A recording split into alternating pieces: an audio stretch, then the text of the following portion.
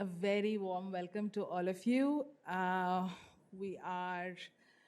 This panel has been put together to actually talk about some work that we have been doing over the past 3 years as a part of a partnership across 5 partner countries, 5 partner institutions. And so this work has been, it's called the Living Off-Grid Food and Infrastructure Collaboration.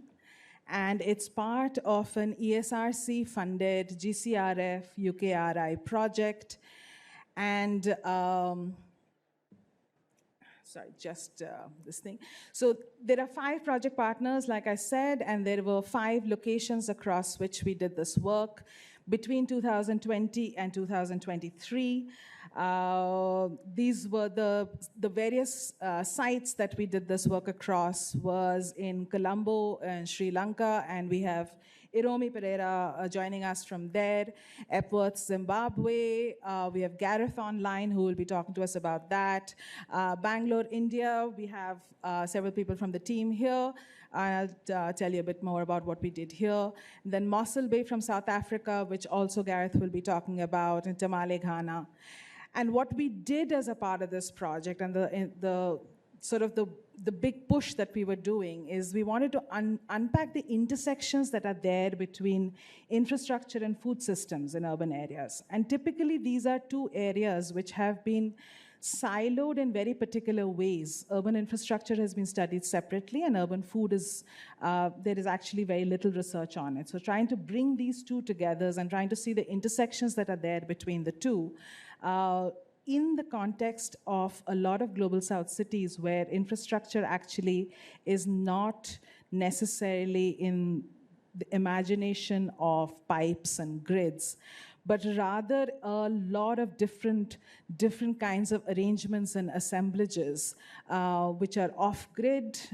Some of them are grids, some of them are microgrids, some of them are city grids, but also assemblages in the form of the different kinds of actors, as well as the social, political, and economic networks that have to come together and that are leveraged for that infrastructure to become actually available to households.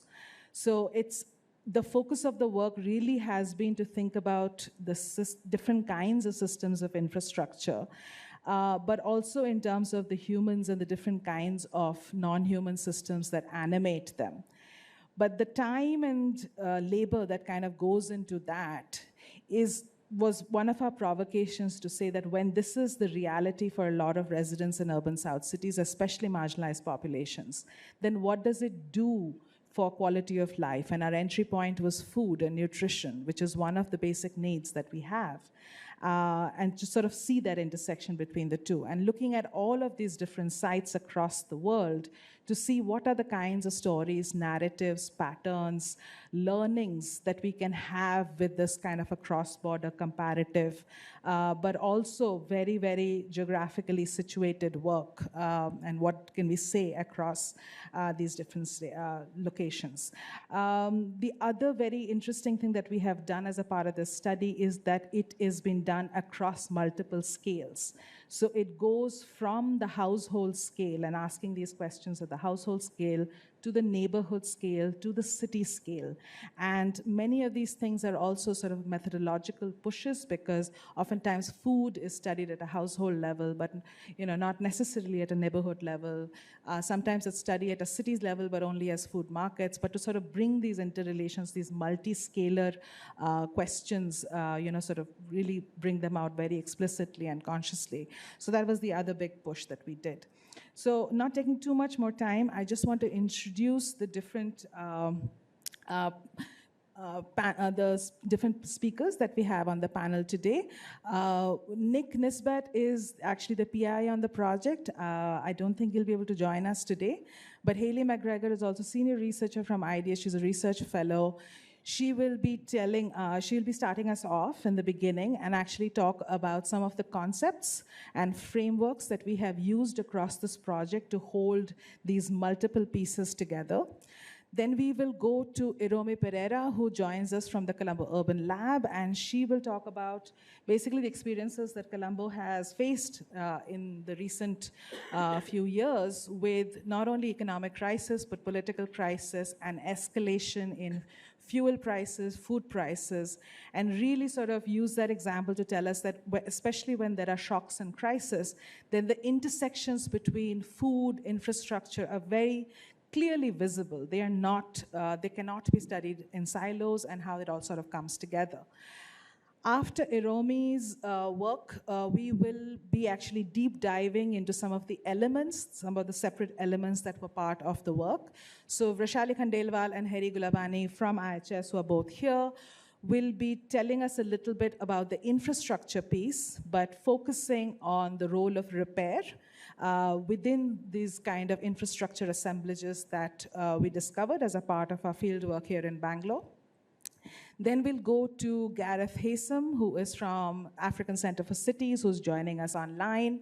And he will be deep diving into the food question a little bit more and basically say, what is the role of food planning within urban planning? And how can we think about food environments in the urban context a little bit more broadly? After that, Jodie Thorpe, who's also joining us from the Institute of Development Studies, and myself, Sudeshna Mitra, also from IIHS, we will be telling you a little bit about how methodologically we are pushing the study of food value chains, which has typically come out of the global north and has a particular kind of a methodology. But when we study it in the global south cities, methodologically we have to move. So what was that provocation? How are we studying that? We're going to talk about that a little bit more. And then we have Dolf, who's also joining us from the Institute of Development Studies, who's acting as a discussant for this panel today. And he will sort of, bring all our separate pieces together and sort of speak back to some of the concepts and frames and the urban implications of this kind of a work. So that said, I'm going to stop now and hand it over to you, Hayley. Hi, good morning, good afternoon, everybody. And firstly, just to give Nick Nisbett's apologies. He's on bereavement leave and would have loved to join. So I'm going to just give the brief introduction to the conceptual underpinnings of our study. Sudeshna has really done a brilliant job, so I'll attempt not to repeat. But as you've heard, really key has been the concept of infrastructures. And of course, as you're probably all aware, popular and political definitions of infrastructures see it as roads, pipes, sewers, and buildings, as Sudeshna mentioned. But this audience is also no doubt very aware that debates have attempted very clearly to move beyond such an idea that infrastructure equals great feats of engineering. And in academic writing, the literature on infrastructure is, of course, now vast, with many writing of an infrastructural turn in the social sciences to describe a focus on infrastructure or infrastructures that this has led to. And these perspectives on infrastructure have also been informed by related theory on assemblage, as Sudeshna also mentioned, or the socio-materiality of life. And linking to this idea then that these structures are neither fully material nor fully social, but both. In other words, most infrastructures, including, for example, water, sewerage, or the food and food system of relevant to this project, are then understood to fully integrate complex natural and environmental systems with human organization and social and cultural relations and ideas. So we are very much coming from this assumption that infrastructures are not merely built, but they require human relations for their access. They also need constant investment and modification for their maintenance and for their repair. And a related key point then brings in a perspective on the political economy of infrastructures, and literature here has highlighted very relevantly for this project that those who get who gets access to what is of course determined both by social and power relations, but also by entrenched ideologies ranging from gender, racism, or even financialization and neoliberalism. And for our project, this has then raised a further question: for whom is infrastructure designed, built, operated, but also, quite crucially, for whom is infrastructure failing? So in many ways, the corollary of that then is who's being called upon to make up for infrastructural deficiencies on a daily basis. So in situations of chronic crisis, punctuated often also by processes of acute crisis, which were very evident in our 5 countries, one has to ask who has to make up for these infrastructural failings. And the labor of doing so, or what in the literature has been termed infrastructuring, is then moreover shaped by intersectional differences that need to be studied.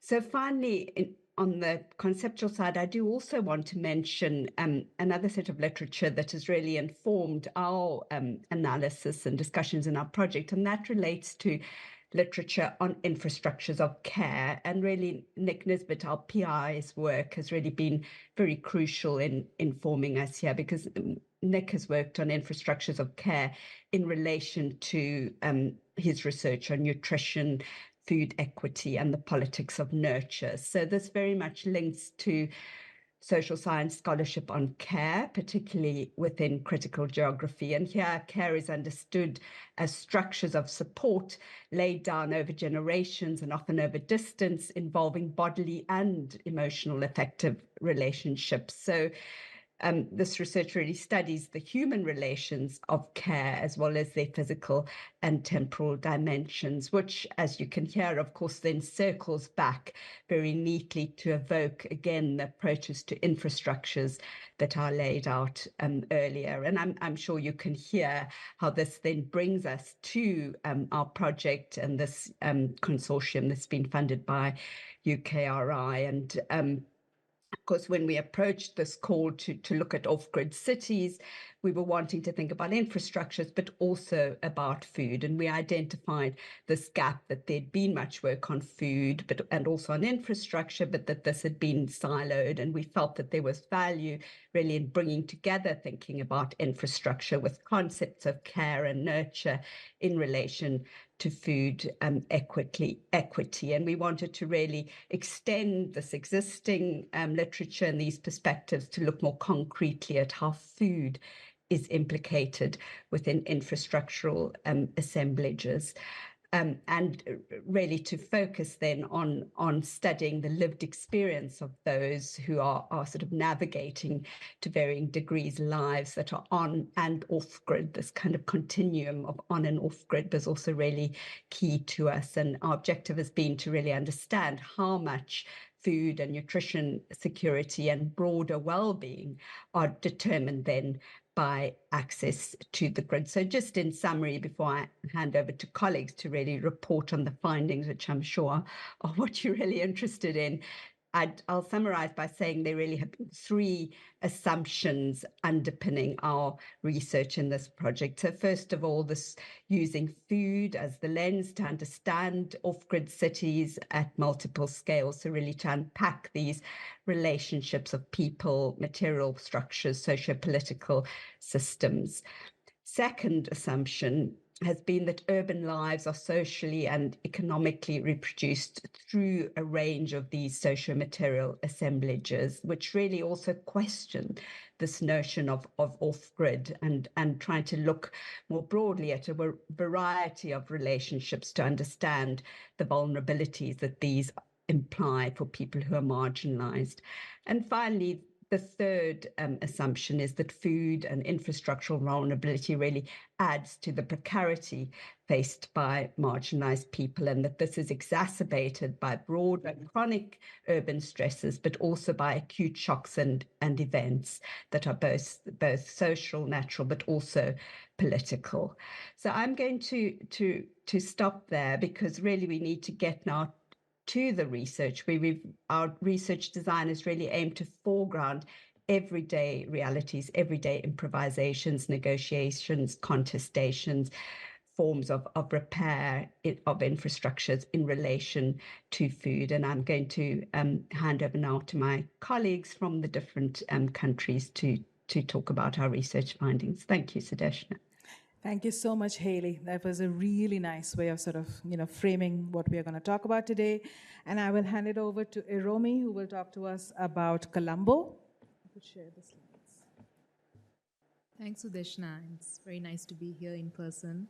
Great. So I'll give a very quick introduction to our sites so that you have a sense of the places that we did our research at when I share the findings. So we worked in 2 sites in Colombo, Sivalipura and Sirisarayana. Sivalipura is a Vata settlement, similar to what you call a basti here, with around 550 houses. And Sirisarayana is actually a high-rise complex. It's part of a broader government relocation program since 2012, where they have been moving people living in settlements into these government-built high-rise complexes. So one reason why, even though the call and our project is around off-grid communities, we deliberately selected one of the relocation sites to kind of understand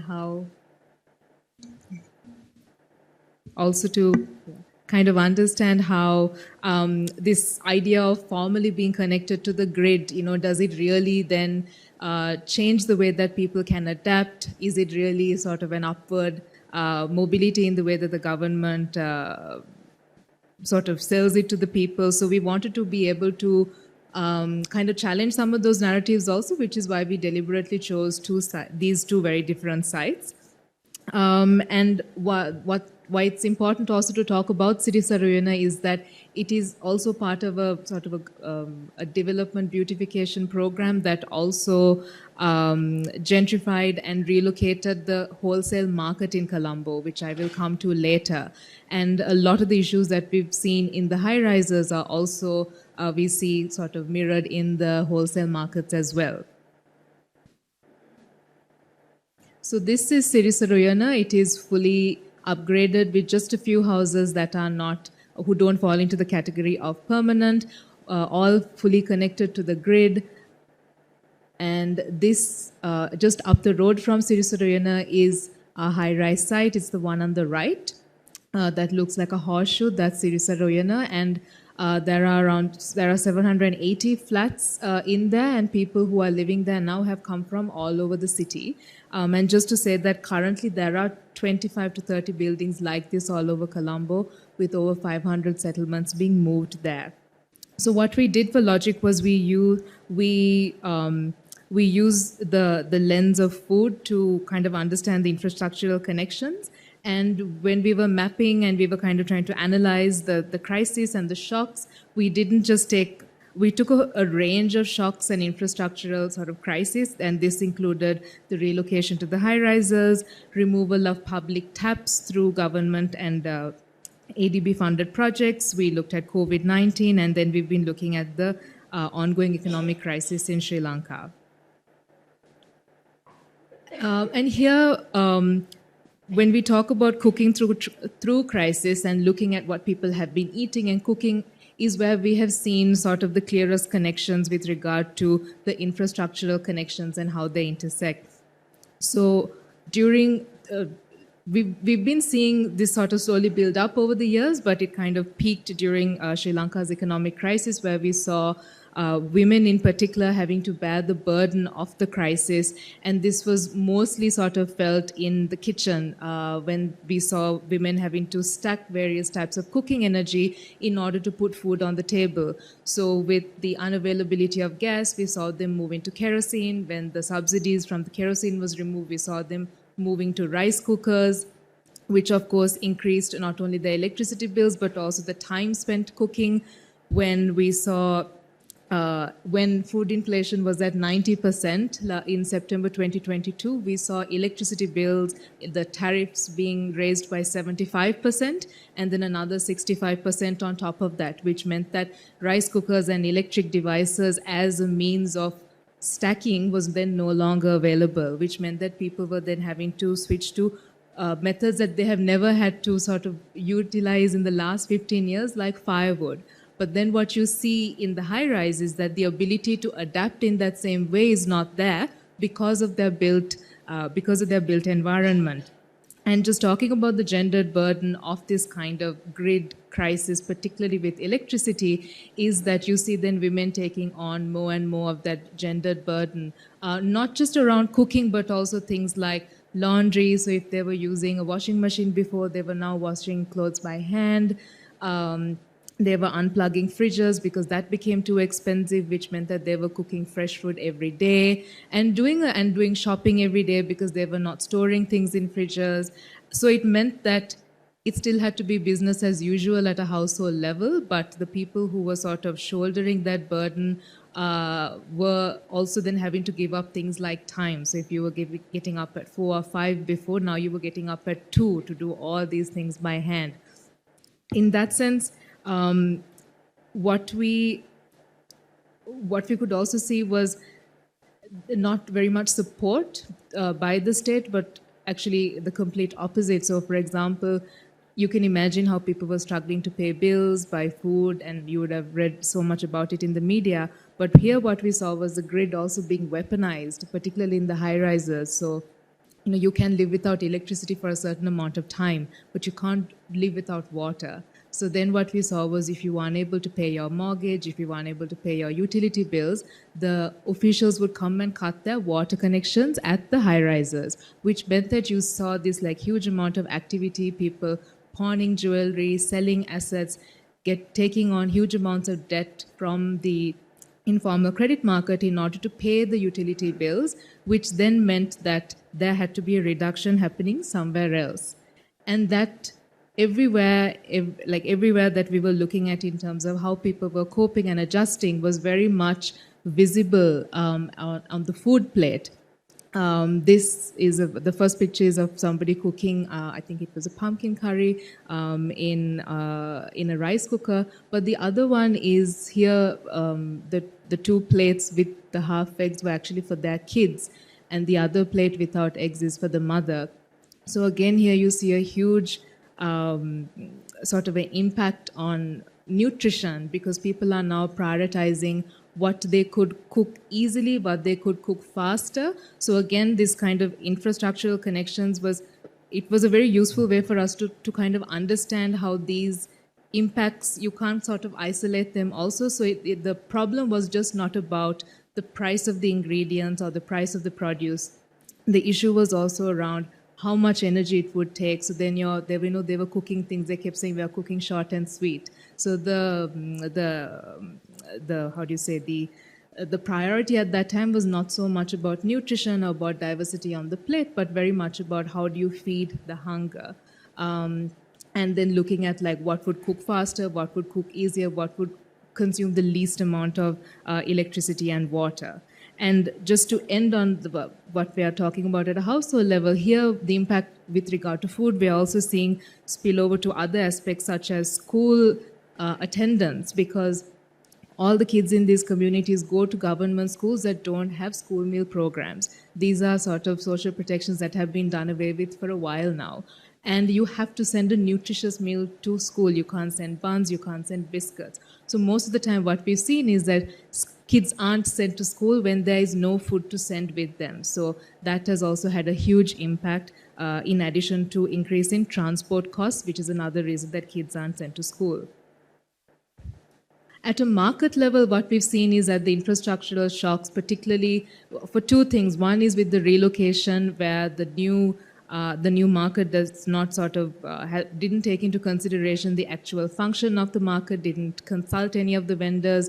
So the built environment alone has created a lot of issues that has increased people's, the vendors' expenses. So it's they have lost consumers because they're disconnected from the main transport node. So unless you have a private vehicle, for example, you actually can't travel to the wholesale market anymore. And then with the economic crisis and the energy crisis, it has further increased transportation costs because we have very high food miles in Colombo because nothing is actually grown in the city.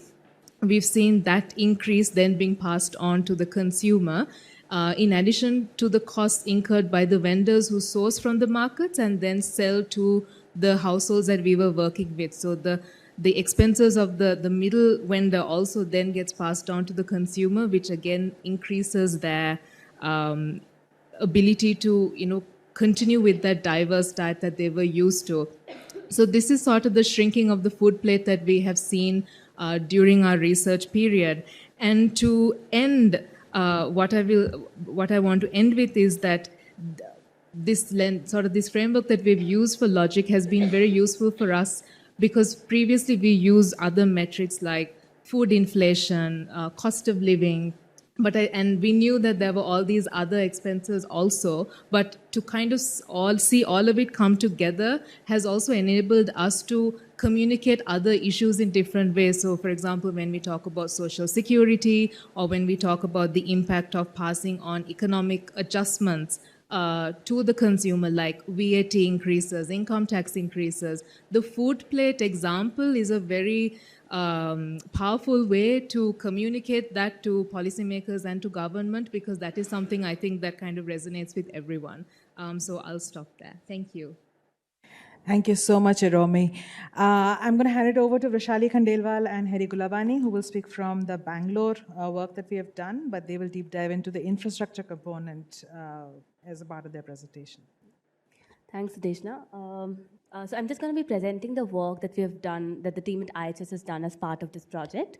Now we'll be shifting scales a little bit from the economic crisis and the shocks that Iromi has been talking about to a more everyday crisis situation at a neighborhood level. The work is from fieldwork in Bangalore, where we have specifically looked at interrelations between food and infrastructure, and how infrastructure failure impacts the everyday practices of household, also related to food. For this particular presentation, we are focusing on the instances of infrastructure breakdown and the repair practices that are used to mitigate the impact of these breakdowns. We'll conceptualize and talk about these repair practices in the neighborhood through two cases of water and sewerage, and put forth an attempt to systematize these practices within the urban governance framework. So just a note on methodology before we move forward. The paper draws on extensive fieldwork undertaken in 2021 to 2022. Data was collected using qualitative methods such as structured observations and semi-structured interviews with government officials, with community leaders, with households. We also did a very interesting exercise of journaling with the households, where we went to them and asked them to journal their everyday for 2 months. And we talked about the infrastructure breakdowns that happen on a day-to-day basis. So that was a very interesting methodological intervention that we took here. The literature, so this long-term engagement was very important because it allowed us to see what the crisis was, how it breaks down, and how repair comes together, which becomes often difficult to observe in shorter time frames in a project. The literature has given a lot of vocabulary on repair, including patchwork, which allows leakages to be felt and fixed, enabled by embodied expertise, networked bodies, and around incremental and adaptive logics. It has been highlighted that even under formalized conditions, hybrid repairs remain underway as communities auto-maintain the network, act as infrastructure themselves, or use multiples of technologies and redirections, such as storage and pumping tools. Bhan in particular highlights that repair as an assemblage of practices that prioritizes immediate responses, is deployed by multiple actors, does not require expert knowledge, and has a sensibility that sees infrastructure in cyclic patterns of use and reuse. So we take forward from this literature and argue that repair as a practice allows infrastructure to be built incrementally across gridded and off-grid arrangements, and plays a significant role in actual provisioning over and beyond the laying of infrastructure, grid, and material and networks. In the following slides, we will present examples that will elaborate how repair practices are made possible through two things. One is the localized asset knowledge, and then the localized networks that exist in the neighborhood. So just before dwelling into the specific repair practices, I would like to lay out the infrastructure, the water infrastructure landscape of the neighborhood, which is made possible through multiple arrangements that are there across the gridded continuum. So there is the Kaveri grid in the context of Bangalore, which is the treated water. Then there is the borewell grid, which is the local grid. So Kaveri grid is a more centralized grid, while borewell grid is local neighborhood level grid, which gets water from groundwater. It's again untreated water. Then we have the other off-grid arrangements in terms of water ATMs, which is treated borewell water, and then water tankers, which are treated, untreated, depends on where they are sourced from. The last bit is the wells, which were at some point a very instrumental part of the water supply, but have now become mostly defunct in the neighborhood. Important thing to highlight here is it's not a linear gradation in which this infrastructure have come in the neighborhood. Also, it's not that one infrastructure has come and replaced the one that existed before. They've all existed together, and they're still used as a very interesting negotiation which the community is used to ensure they migrate from one to another whichever is functioning. We're now dwelling into the Kaveri and the borewell grids that are there and what are the repair practices that are being used in these grids. So for both these grids, the supply cycles and repair cycles are overseen on a daily basis by officials. So in case of Kaveri, it's the BWSSB, which is the parastatal in Bangalore, in Karnataka. And then there's the municipality for the borewell water and local technicians and valvemen who are responsible for maintaining water supply by turning on and off the valves on the grid, along with local plumbers and electricians.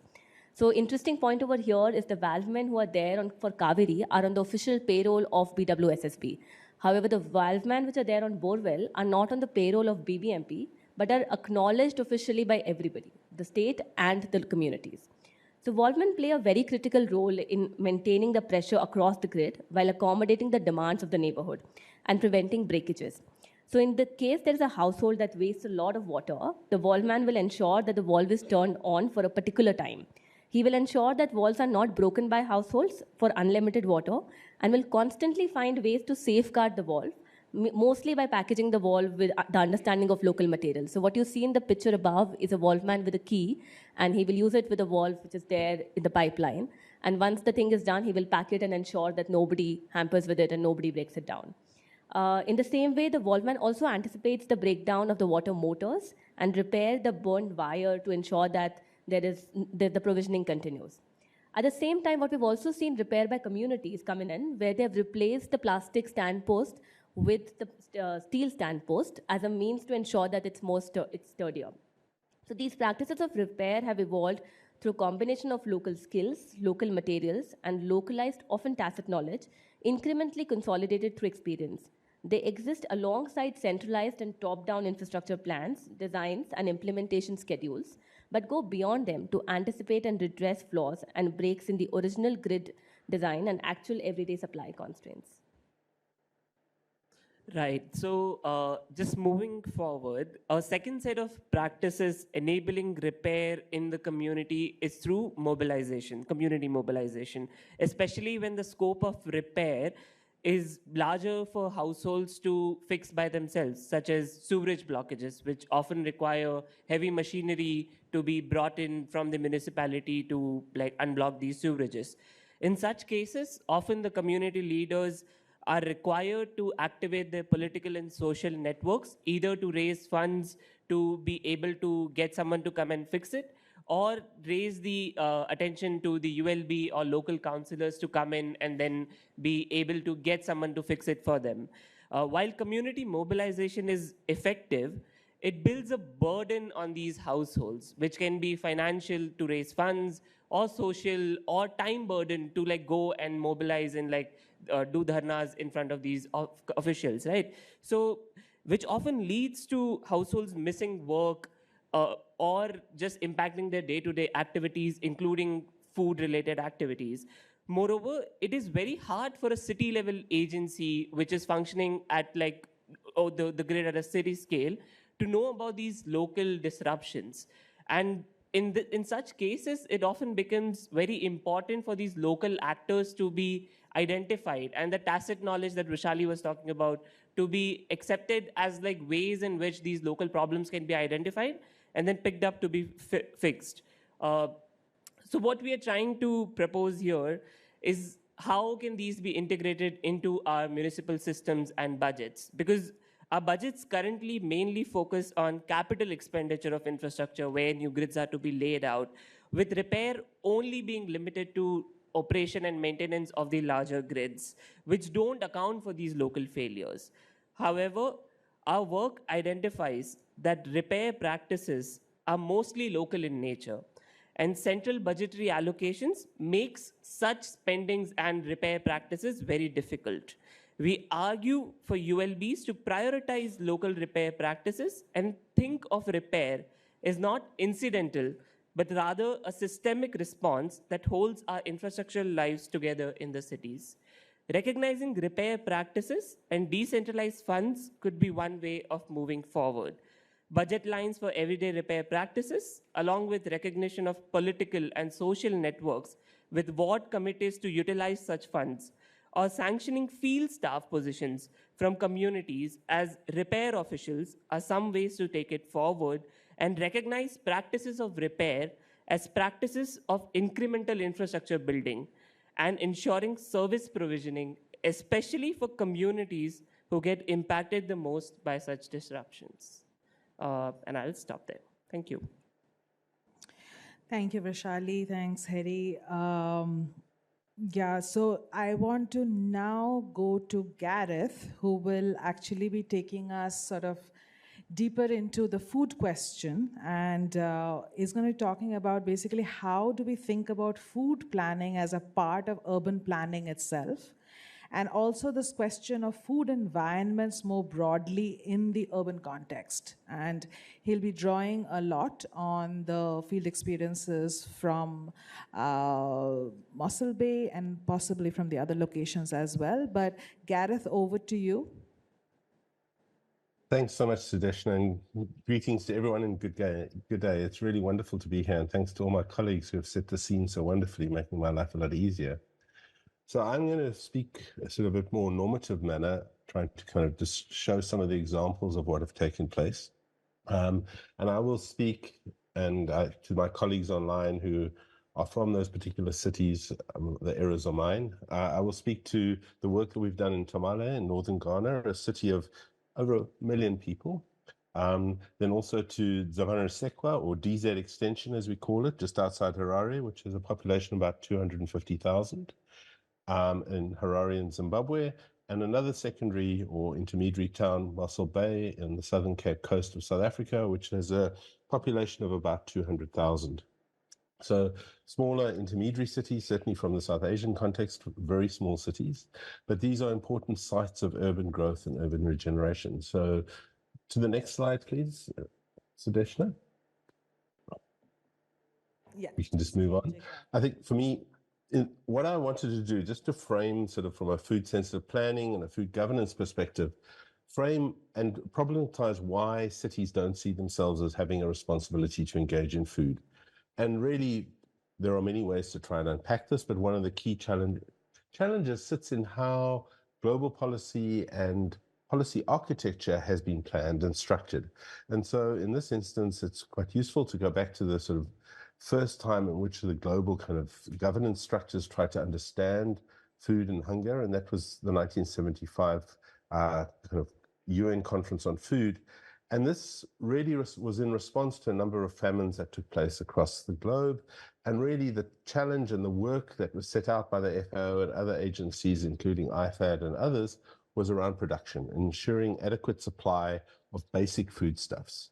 And I would argue, as you'll see through this idea of availability and production still dominates how we understand food and food in cities today. Sen and his work on entitlements started to shift some of that, and the FAO adopted different ways of understanding that would focus not just on availability, but included accessibility, and later the questions of utilization, which brought in the nutritional components, and stability came into this. But what this kind of structuring did is created a hierarchy in terms of food security and food and nutrition needs, which saw availability as being the priority and accessibility and utilization flowing from that and being subsequent to that. More recently, the high-level panel of experts has argued that we need to include agency and sustainability in these kind of dimensions of food security and really try to unpack or kind of disrupt this idea of the hierarchy and create it as a whole set of other things. But from an urban context, this idea and the dominance of availability has meant that food policy, fiscal allocations, departmental structuring and resourcing, all of this has been located in the rural area where availability has been seen as the dominant structure. And as a result of this, many cities and most cities in which we work, particularly across Africa, and certainly the three areas in which we work, food is not the mandate of the urban governance actors. Food planning is not something that they're seen as their responsibility, and as a result, you have this kind of policy vacuum and this absent food mandate. So if we can move on from that.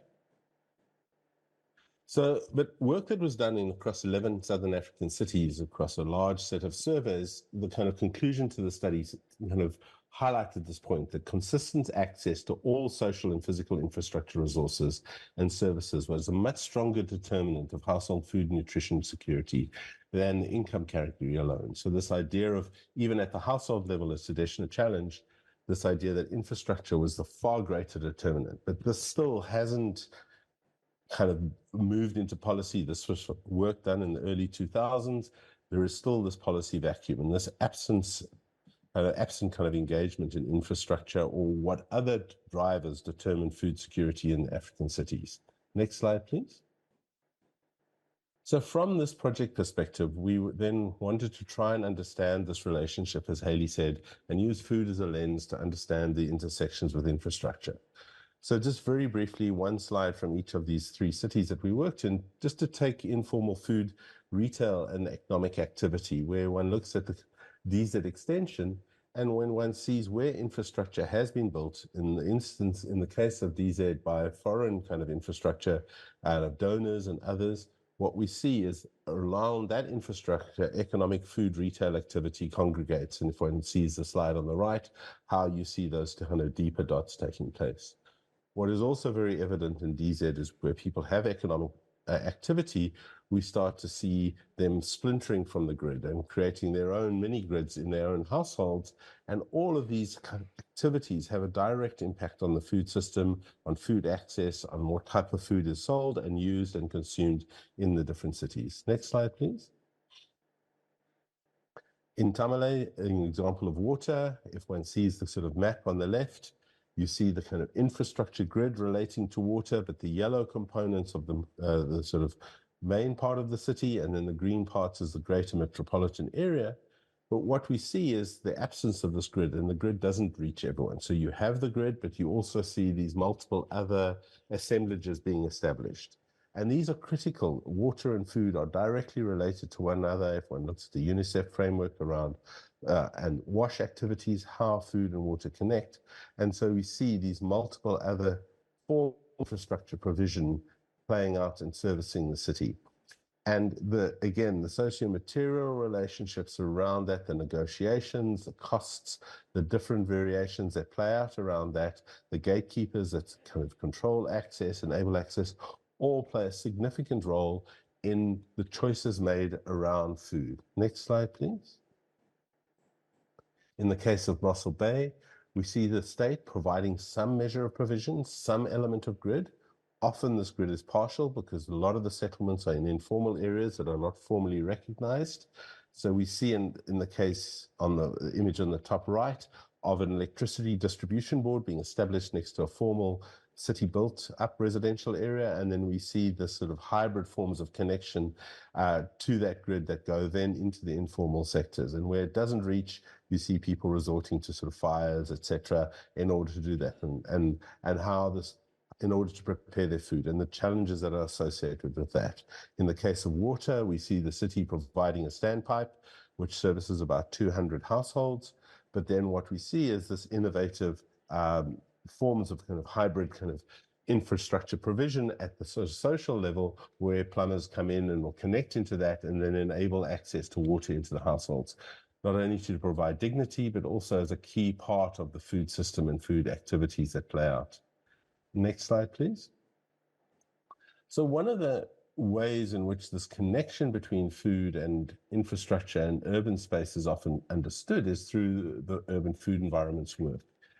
But here, this work still sees this very linear flow from farm to fork and to disposal, and frames the food environment as the site of this negotiation between availability, accessibility, etc., where the food system and what happens in the site of retail access and the connection between the household and retail access then determine the kind of nature of consumption and the health and nutrition outcomes. But to the next slide, please. what our work is starting to show is that depiction in itself, which is quite kind of novel and is seen as quite having great utility, absolutely misses the urban again. So how can one then start to see the food system and the food environment without locating this in the urban space?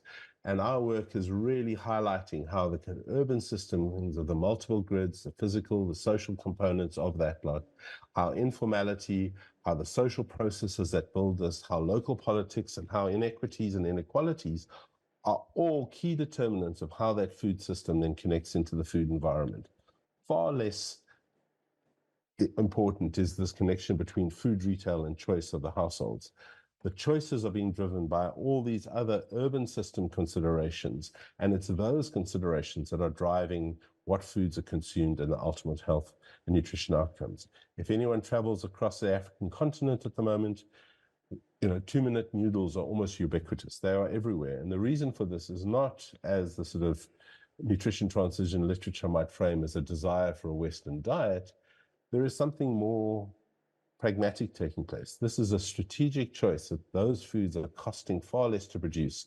They're cheaper to purchase, but equally the energy components and the associated risks, driven largely by the nature of the second urban transition, which is largely an informal transition, is making those determinants. And this really shifts how we start to understand a whole set of processes framed within the food literatures, within the nutrition literatures. And here, Nick's work on the infrastructures of care and nurture are key to understanding this and enliven these kind of debates in many ways. But central to this is governance and planning and food systems planning, and how we then start to realize that whilst the cities might not have a food mandate, they certainly have an infrastructure mandate. And so, as my colleagues have spoken about before, if one doesn't consider food, the water, the markets, the various different considerations, the weaponizations of the grid, all start to play a key role and have really significant developmental challenges for many, many residents in our cities. Next slide, please. And so just to wrap up, when we speak of formal planning and things like that, we need to then start to understand that there are these planning processes that play out, but we can't sit within the conceit of understanding the formal planning process is going to suffice, where we have planning, servicing, construction, and occupancy. Most of the cities we work in, we see occupancy starting first with construction, then various different levels of hybrid, sort of multiple grid stacking taking place, and then an attempt to gain formal planning. But we also sit with a different governance structure of traditional authorities, local kings. A lot of the land in Tamale sits on the land that belongs to what we would call traditional authority leaders, not elected officials and politicians. So how these actors then all start to shift. So food systems planning needs to consider these multiple different socio-material kind of considerations that makes it far more complex. And food serves as a useful lens to animate these multiple connections and who these multiple actors in the food planning process might be. And the work in these cities and that is emerging, and certainly the 3 African cities, adds great kind of nuance to these different discussions. And I'll stop there. Thanks so much. Thank you so much, Gareth. That was a lot of information and a lot of depth very quickly covered across all the 3 cities. Thanks so much for that. I'd like to now invite Jodie. She's going to start us off with the work that we're doing around the food value chain analysis. So over to you, Jodie. Hi, thanks very much, and for my colleagues that have gone before. I want to say a little bit, with Sudeshna, we're doing a bit of a double act here, and I'd like to say a bit about how food market systems, how food value chains have been studied traditionally or typically, and then look at the work that we've done. Sudeshna will look at the work we've done and how that changes the focus somewhat.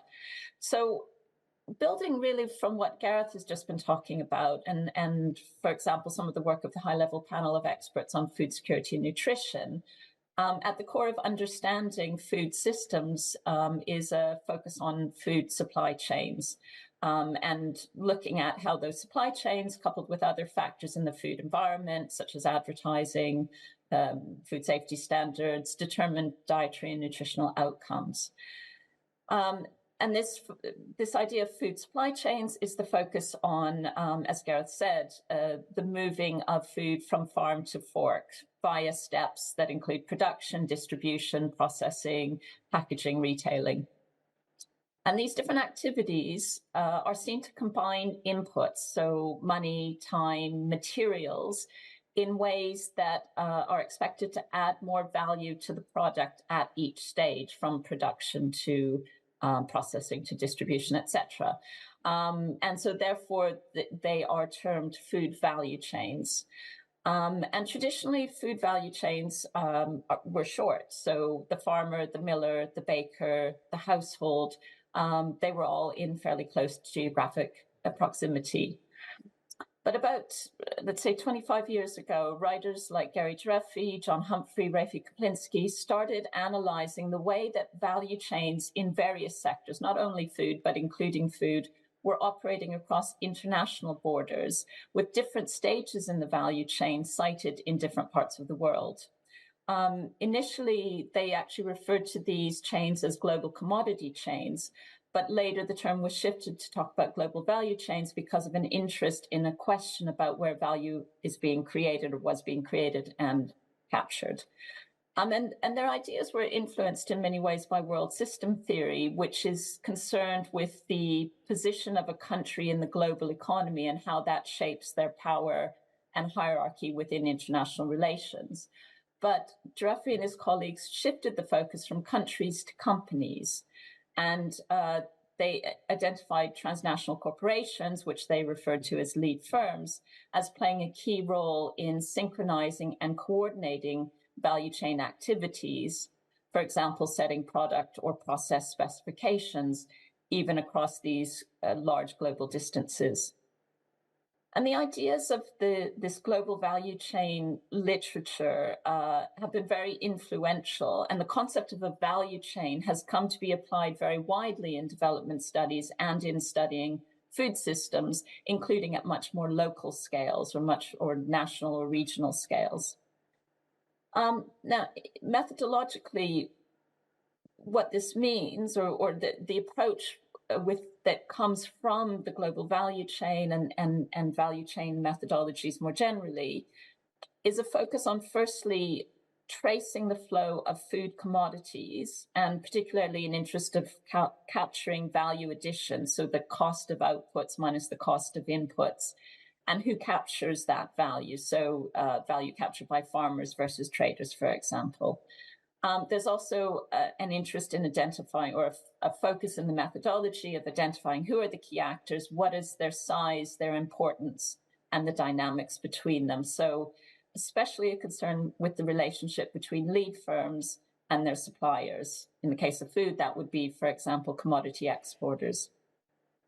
And then thirdly, looking at institutional arrangements that influence these value chain processes, such as the role of public food safety regulation or the role of private sustainability standards, and the mechanisms through which lead firms are able to coordinate food value chains in line with those requirements. And these methods and this focus on value chain study has generated really important insights, for example, regarding the way that food value chains function, the way that they determine outcomes for livelihoods, for example. But when applied to understanding urban food systems, they also bring a relatively narrow framing. So firstly, and I think this also links to some of what Gareth talked about, there's really a very productionist focus. So really a concern with agricultural production firstly, and then the flow of foods from farm to households. And in that, a focus particularly on the flow of individual commodities versus, for example, the framing that Iromi shared, where she was looking across food plates.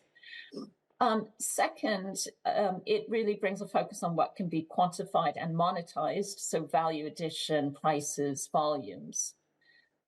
Thirdly, I think there is a preoccupation with the role of particularly large companies, transnational companies sometimes, but certainly large companies, rather than understanding how the aggregation of the actions of many small-scale actors, for example, vendors in a marketplace, interact with the food system. And thirdly, I'd perhaps also, or fourthly, I think it is, I'd perhaps also add that there's a preoccupation more with formal processes, with hard technologies, with technological upgrading within these different segments of the value chain, and less focus with the interaction of those processes with software technologies, with human relations and processes, with social innovations, for example. And so this fairly narrow analytical framework that's really dominated certainly work on food systems has been inadequate in explaining urban food systems, and likely to lead as a result to maladaptive policymaking, or perhaps just the absence of policymaking in relevant areas. So I'm going to hand over from kind of positioning what has been typically done in trying to understand food systems, and including bringing this to urban food systems, to hand over to Sudeshna to look at how a global south perspective would change that framing. Yeah, thanks so much, Jodie. So, I mean, as Jodie sort of said, that, we were looking at what we were drawing on as a part of this work, and really sort of realizing very quickly that in the way that this framework or the methodology or even the research methodology was laid out, food itself was the object of study very clearly, obviously, to see what kind of nutritional impacts can come out of certain kinds of food traveling in certain ways, and what value addition is being done. And even towards, the later part of the work that, Jodie talked about, that the focus is on the flow and the organizational logics, the technological logics that are embedded within those flows to make that flow possible, across scales and sometimes across borders, which is one of the ways which has come. And we realize this quite quickly, that this is a gaze of seeing how food is traveling to a lot of global north markets as well. So in studying from the 5 locations across the global south, one of the big things that we realized is that while we were interested in the flows, our research was also very clearly coming from place. And more within the food value chain analysis, the nodes were incidental. They were the background that, sort of facilitated the flow, but there wasn't a lot of research about the nodes themselves. Whereas what we were seeing in the cities was that food, and Jodie's kind of pointed this out as well, to say that food was taking many, many dimensions. Food was clearly a nutritional outcome that we were looking at in the communities that we were working with. Food was also livelihood, often for the residents from these same communities as well. And to start to look at food value analysis, which gave equal importance to the nodes. So to give a quick example from here in Bangalore in KR market, just the way that the market is organized, there is a state gaze, there has been interventions in terms of how the built form and the infrastructure is provided, and there are formal wholesalers and retailers which occupy the built space that is there in that market. But if you actually go into the market, there are multiple other kinds of smaller retailers, vendors that are occupying what would otherwise formally be called incidental spaces, using a whole assemblage of infrastructure that ranges from small tempos to auto rickshaws, not just the big trucks, and also because they did not have access to water and electricity, drawing their own wires from the formal shops to kind of to continue their business. The important issue that we realize in going to these markets is that there is a great variation, and this is clearly speaking to the livelihood issues. It's talking about the infrastructural everyday life of these nodes. It's also talking very clearly about the kind of different price points that become possible because the market is arranged according to like these different kind of variations that there is. There isn't just a single value addition that is happening at a node. There are multiple forms of value addition. So you have the auctions happening with the wholesalers in the morning, and then all the things that is not getting used kind of making their way down through the different forms of retailers down to the vendors, and there it becomes available at a very different kind of a price point. So this also allows for us to understand urban consumption and access in very, very different ways. And so methodologically, we have sort of pushed the way that we're going to do the research and really sort of shifted the gaze to say that the node themselves and the assemblages, the social networks, the political networks, the built form entanglements and new arrangements that are being made is critical to also understand value chain analysis. And this maybe is that Global South push, because here not only is the commodity important, but also their eventual access in the way they kind of make themselves available in, on the food plate and when it finally reaches the home. Because without the vendors, there will be a whole set of communities that were part of our research which would not have access to a lot of that urban food system that we were studying. So that's kind of what the push is. There's a forthcoming paper on this as well. I'll stop there now, and I want to hand this over to Dolf, who's acting as the discussant for this whole panel. Dolf, over to you. Help us read all this together. Thank you so much, and it is going to be quite a challenge to give some kind of a summary or some kind of an overview of connecting sort of this very rich set of presentations operating across sort of different geographies, across different scales, and basically across the world, coherently into something that perhaps sort of the participants of the panel can be taken home. Right, let's give it a go now. We started off with a really important sort of scene-setting discussions by both you, Sudeshna, and by Hayley. And I think just a couple of key points to highlight, perhaps again, to hang up sort of this bookending sort of discussion.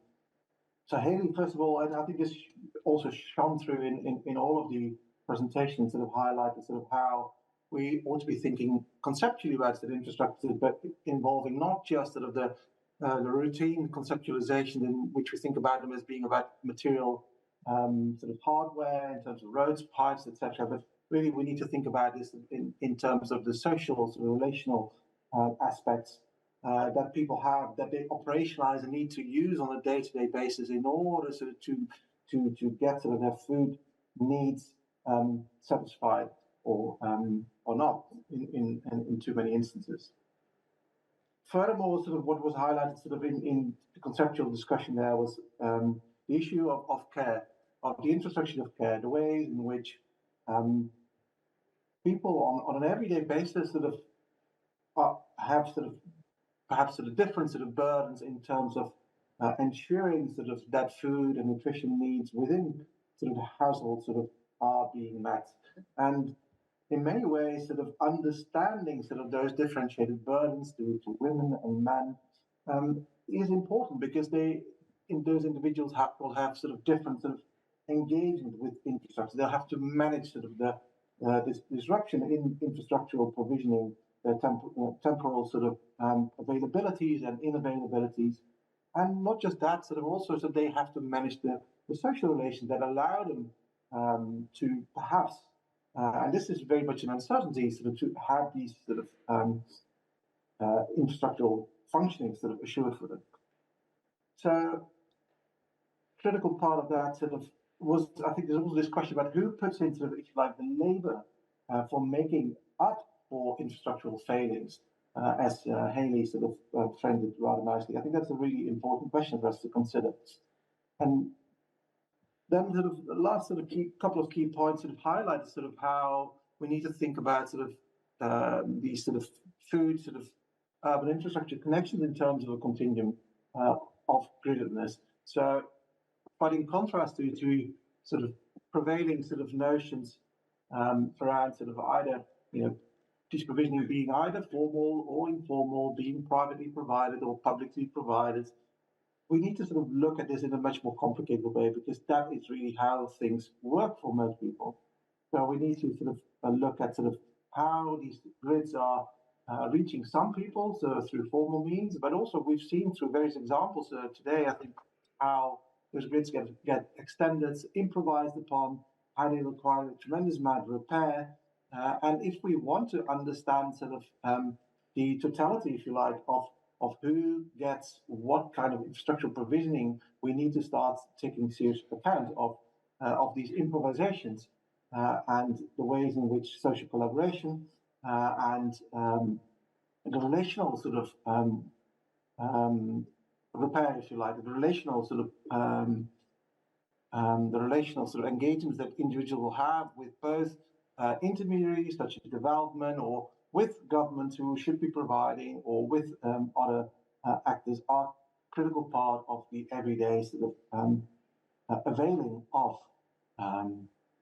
of key infrastructures that enable people to cook, that enable people sort of to provide food, that enable people sort of to feed their families.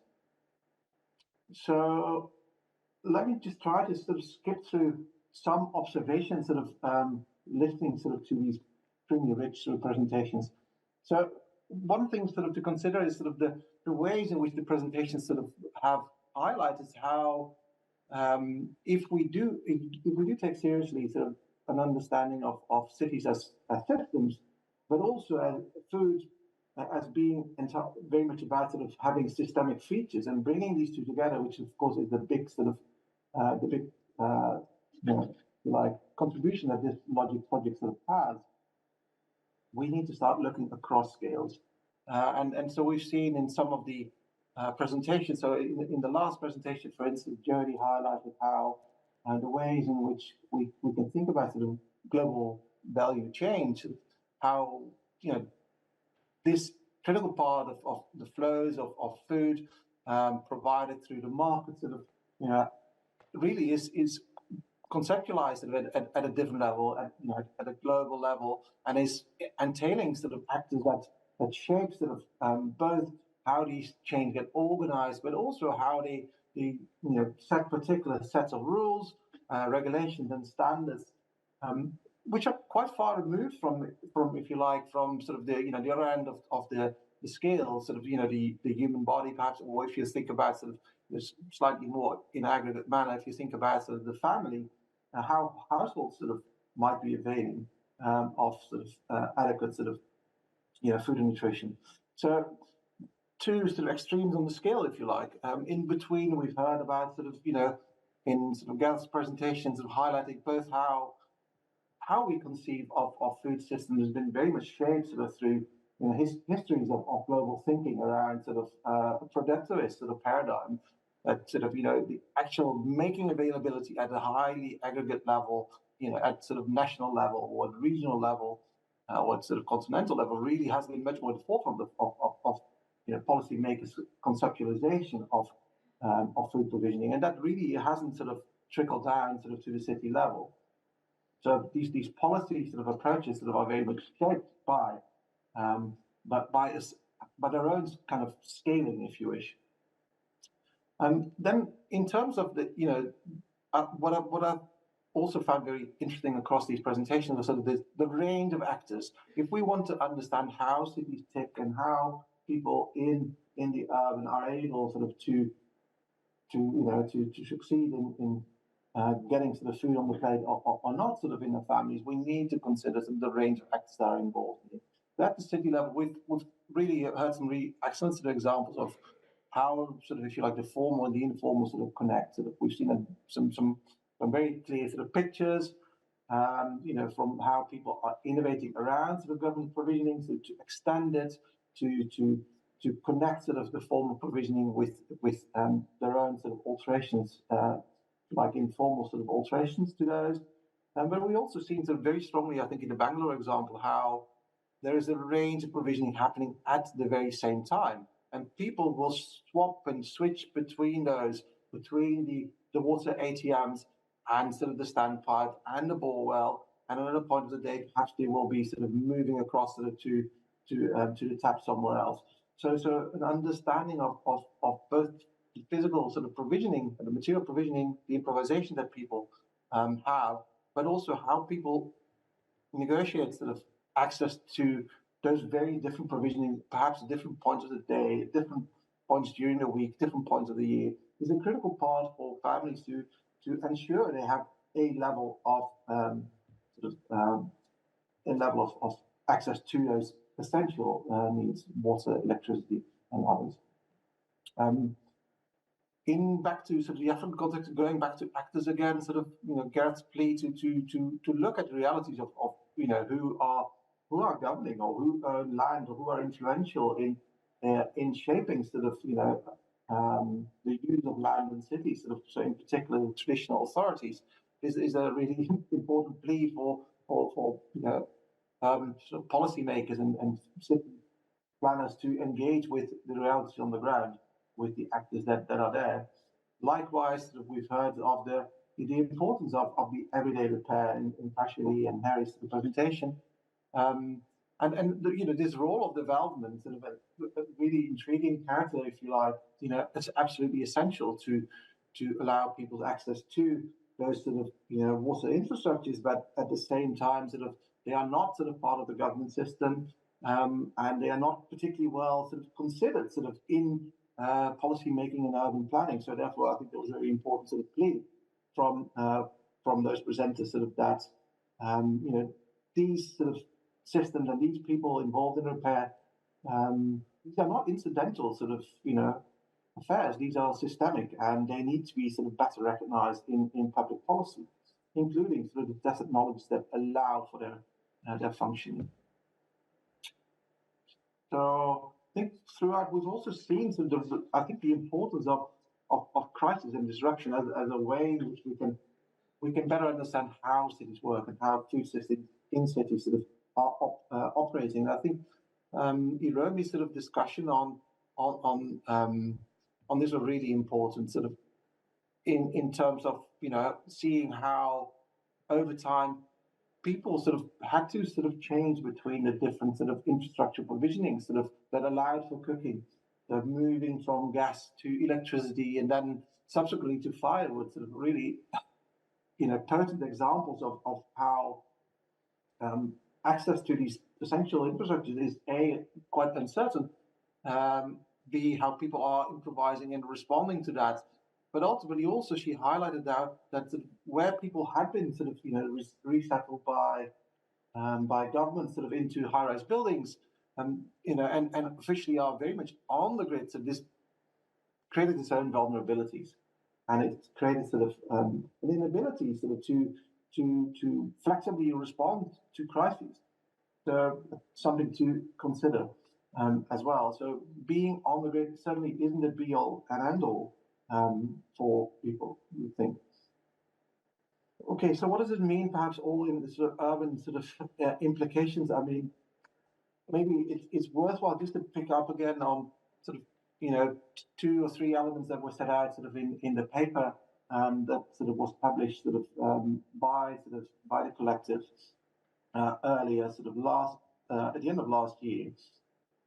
So I think it's important to consider sort of particularly that urban populations sort of are effectively in many cities of the global south, they are sort of maybe shifting between sort of multiple forms of being on the grid and off the grid, depending on the particular infrastructural issue, whether it's water or whether it is sort of electricity.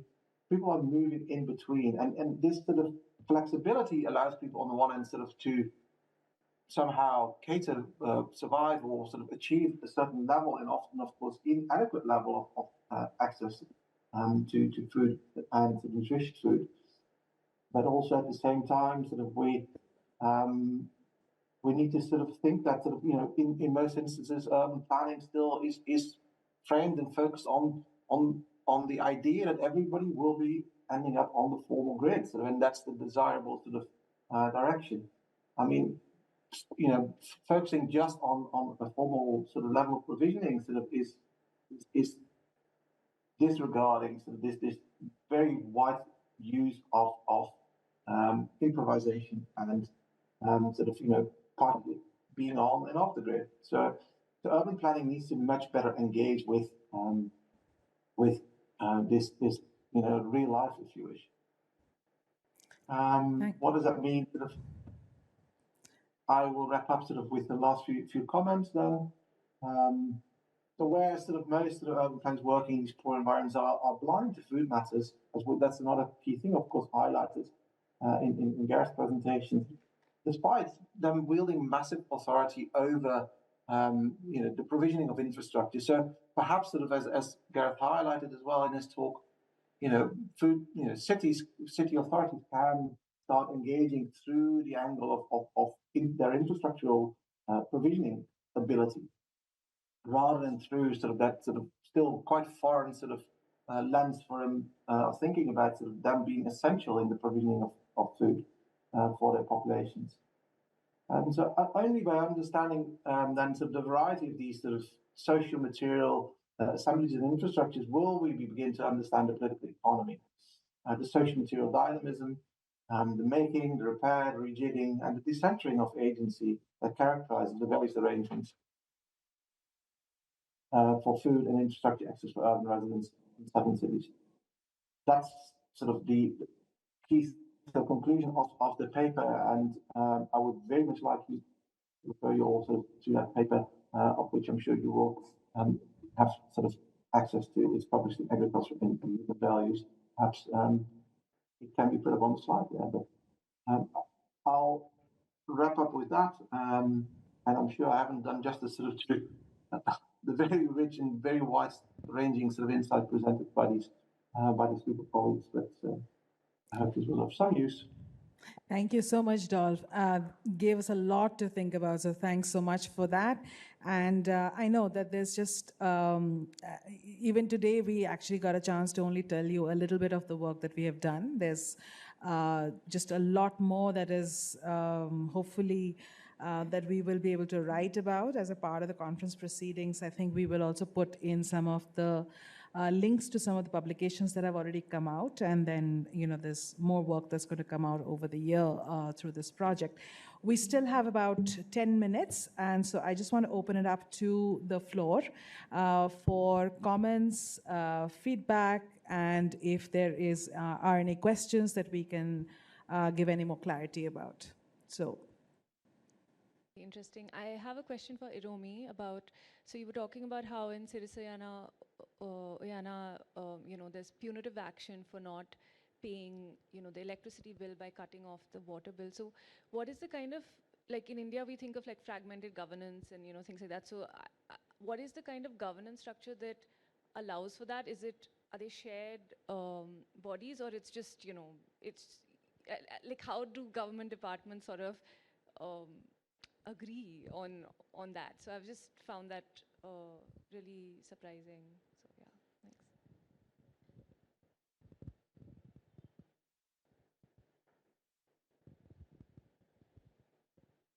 I also have a question for Iromi. I was sort of like looking at the form of the building, and you were talking about how like electricity becomes really expensive with the inflation. And we know that it's not just at the household level. You require the electricity to run the lifts, you require elevators, and you require electricity to sort of pump the water into an overhead tank if it is not something which is, coming 24/7 to your house. Were there other such implications about form that you saw at a collective level and not just a household level?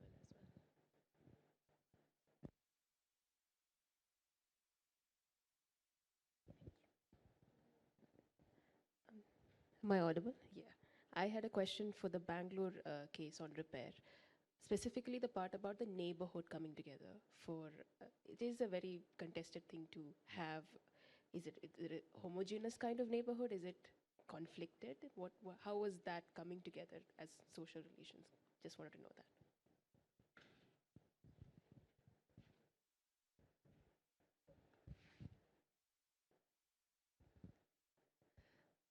Thank you for the presentations.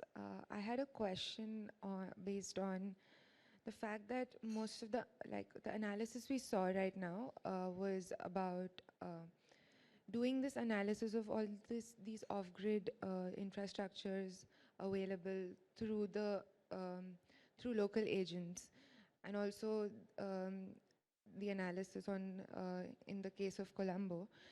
I was just wondering if you all could also share some experiences about how this analysis shapes further when you want these off-grid services to be recognized by the government, and then how does one then, what is the kind of approach one takes then? Because we start with an analysis, we want to see what is coming from the place and recognize that, and then once we want to sort of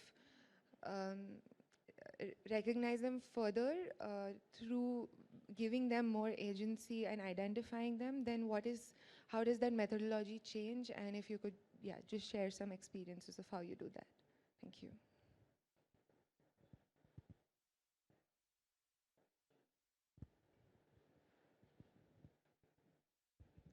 Yeah, I just wanted to ask, when we talk about technology in the off-grid, when we talk about technology, we always go for integrated and things, that sort. So how to hold this off-gridness with the technology? So will it always, then it comes to the integration and all that, or how else we can hold it?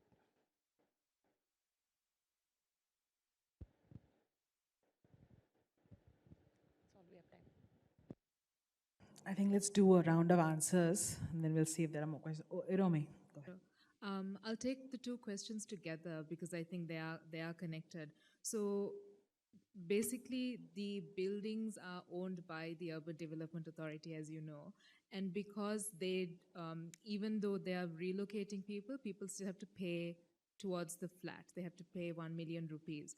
And by law, you can't set up a condominium management committee if the occupant is not an owner. So technically the UDA is the owner. So they have not been able to form the CMC in any of the high rises, which means that they have to pay for the public sort of the consumption. So the lifts, the corridor lights, the water pumps, all of that, they have to pay for it. Legally, they can't take money from that from people. But ever since people moved to the high rises, even from 10 years ago, they were saying we feel like our bills are a lot higher here than they were in their settlement. So there was always this doubt about whether part of that cost was being passed on to the people, but there was never a lot of clarity. But here what was happening was there was a decision clearly taken across by the UDA and communicated to all the buildings to say you have to find some ways of collecting the money, because they were also running out of money to pay for now the increased costs of electricity and the increased costs of water. And some ways in which they were trying to manage it was if a building had 2 lifts, they would say you can only run 1 lift. Or during the peak times, they'll run 2. So different buildings were also adjusting differently, but all those decisions were being taken by the UDA officials. And now what we are seeing is a new decision to actually give ownership to the people. And it's been sort of conveyed as, this is a benefit we are giving you, we are going to make you homeowners. But what's not being made clear is that then once they get ownership in a few months, that then they will now have to add that cost of the lift, of the water pumps, of the corridors, to their bills that they already can't pay, and that has not been communicated at all. So we see that burden of the utilities, of the grid being passed on to people in extremely sort of devious ways, manipulative ways, and also through force. Okay, so I will take the question on the community and then pass it over to Vrashali and Herry for the 2 questions on technology and on how do we think about off-grid as a part of the city scale.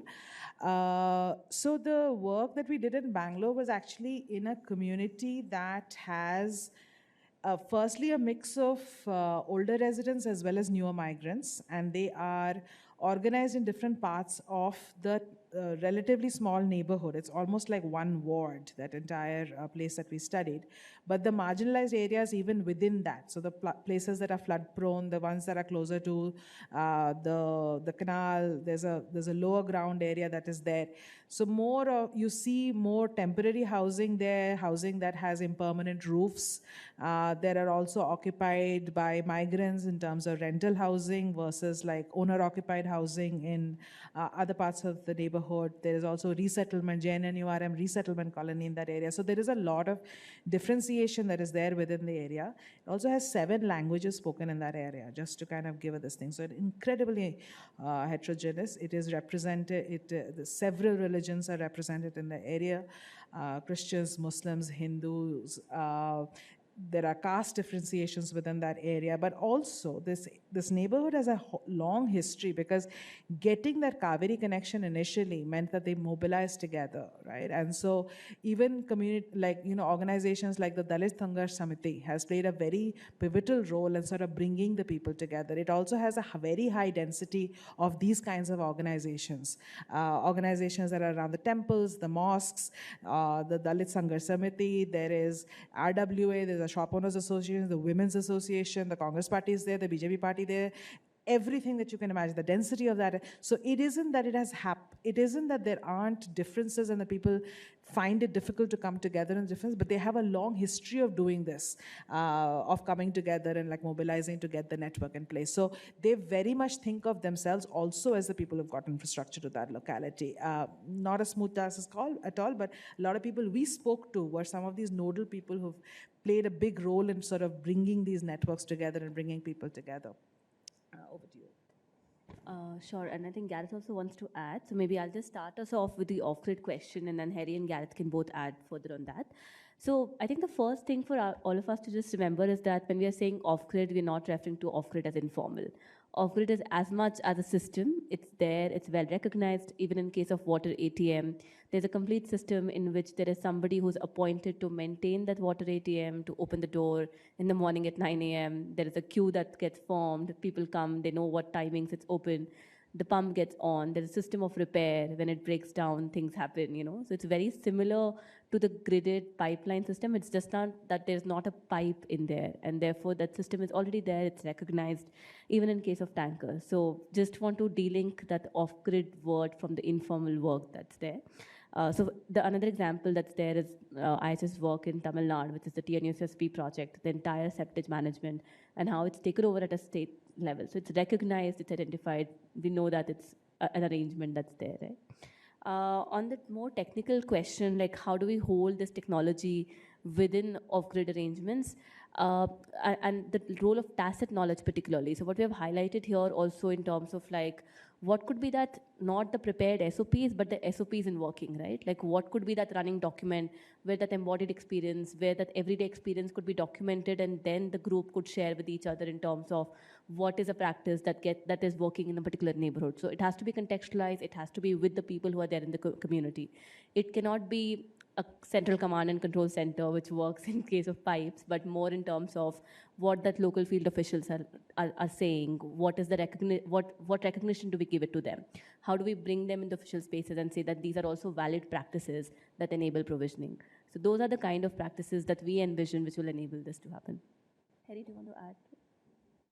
On the off-grid question, I would just like to bring back the point that Vrashali started with when she was showing you the different types of infrastructure, which is that these systems are not alternatives to one another, right? They are a stack of provisioning. Like, it's like, because you have the city level grids, which are only functional maybe twice a week, and that also in our neighborhood the water used to come at like 2 a.m. and so on. So basically these alternate systems, what they ensured was that how, like when one system fails, how does the other look up to it? And when like there is this lack of provisioning across these larger grids, how do these smaller grids then help people cope up with this, the larger infrastructural crisis? So the question is, again, like the point that Vrashali made about like, these are not informal. These are actually just over time what the community has come up with to like identify how can they minimize their crisis of infrastructure accessibility. So just wanted to add that one point there. On the point of technology, there is a very nice example that we got to see when we were on the site, which is on the other side of the food accessibility. So, for example, our neighborhood had multiple ration shops, right? And so what ended up happening was that when we were out there interviewing the person who runs the ration shop, like a lot of people were coming in to buy ration, but as many of you may be aware that like the ration distribution now is fully technologically linked. So there is a full server on which, so you need to have an internet connectivity, you take a biometric footprint and like it validates you, and that's when you get your ration. And what we found out was like 10 out of the 15 days that a ration shop is functioning, the server is down. And so like most of the time, people are actually not able to get their ration on time just because the servers that have been set up to integrate this whole food system is not functioning at the point. So this whole point of technology integrating these systems is then also creating another level of griddedness, right? Like, which also then sets up this whole infrastructure to a different type of failures.